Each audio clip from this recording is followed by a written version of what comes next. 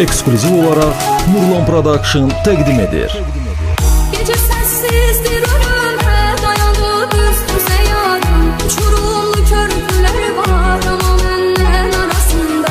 Ne demektir bu soyuluk akın oldu bize yarım. Görese sefeledik biz bu sevginin arasında. Sen benim eşkime bir bak, yere hesret yere vicdan. Beni dam edirken mene vurmuşlar vicdan. Seni bak sanıp güvendim, dayadım son diye sandım.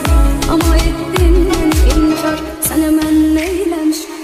Sen hemen neylemişim yar, sen hemen neylemişim. Sen hemen neylemişim yar, sen hemen neylemişim. Bilirsen acı eftar, sen hemen neylemişim. Sen hemen neylemişim yar, sen hemen neylemişim. Sen hemen neylemişim yar, sen hemen neylemişim. Sen hemen neylemişim yar, sen hemen neylemişim.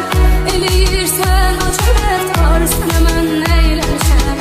Sen hemen neylemişim yar, sen hemen neylemişim.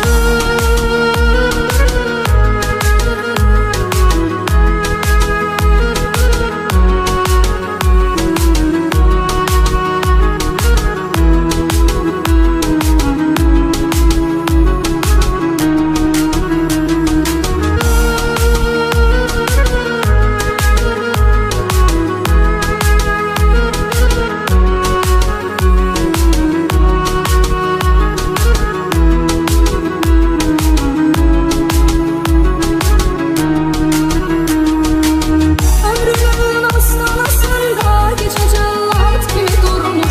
Okunup hükmü saçalar bizi öz kaleyimizden. Yar ölüm vakti yanımda düşün yat gibi durmuş. Ne görün sevgili yarım, kim ayırdı bizi bizden. Yapsa her yağıştan nasıl yine göz yaşıma çatmaz. Ümit ettim güven ettim, o beni terk edip atmaz. Sen bak sanıp güvendim, dayadım san diye sanırım. Ama ettin beni inkar, sen hemen neylemişim.